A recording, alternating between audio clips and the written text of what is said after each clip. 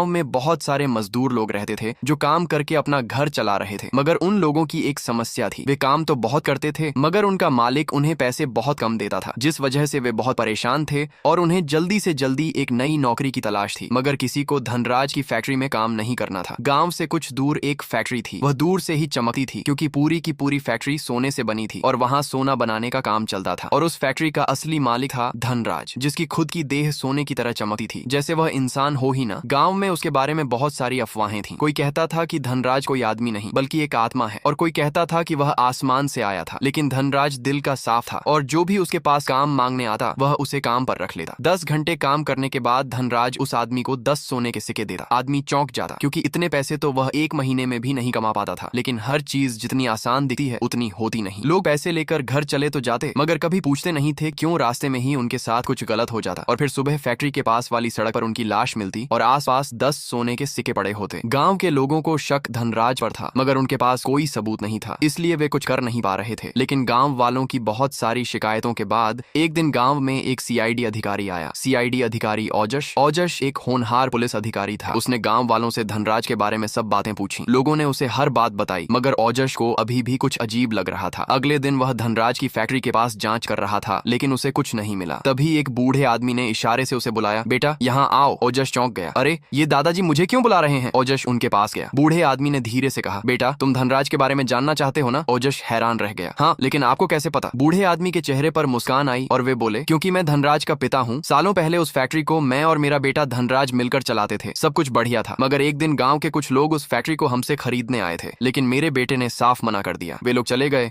मगर जाते जाते बोल गए, अगर इस फैक्ट्री को खरीद नहीं सकते तो बर्बाद जरूर कर सकते हैं। उस दिन के बाद से हमारी फैक्ट्री में अजीब अजीब घटनाएं होने लगी। जब भी कोई आदमी काम पर आता अगली सुबह उसकी लाश मिलती। ओजश को अब कुछ कुछ समझ आने लगा था और उसने फैसला किया कि अब वह पता लगाएगा कि आखिर सच्चाई क्या है। अगली सुबह धनराज की फैक्ट्री में काम चल रहा था, तभी वहां एक मजदूर आदमी आया और धनराज से काम मांगने लगा। आदमी थोड़ा मजबूर था, इसलिए धनराज ने उसे काम पर रख लिया। उस आदमी ने लगन से काम किया और शाम को 10 सोने के सिक्के लेकर घर चला गया। मगर धनराज उसे ध्यान से देख रहा था। उस शाम वह आदमी घर में आराम कर रहा था मगर उसे नहीं पता था कि कुछ लोग उसे मारने आने वाले थे। जब वह आदमी घर से बाहर निकला तो गांव का मुखिया और उसके गुंडे बाहर ही उसका इंतजार कर रहे थे। आदमी घबरा गया, मैंने तुम लोगों का क्या बिगाड़ा है? मुझे जाने, तूने धनराज की फैक्ट्री में काम करके गलती कर दी, अब तुझे मारकर सारा इल्जाम उस पर लगा दूंगा। सब जोर जोर से हंसने लगे मगर तभी वह बूढ़ा आदमी भी हंसने लगा और अपना रूप बदल लिया। वह कोई और नहीं बल्कि पुलिस अधिकारी ओजश था। गांव वाले चौंक गए और तभी धनराज वहां आया और बोला, यह कोई साधारण पुलिस अधिकारी नहीं बल्कि मेरा दोस्त है। फिर ओजश और धनराज ने मिलकर उन सबको गिरफ्तार कर लिया और जेल में डाल दिया।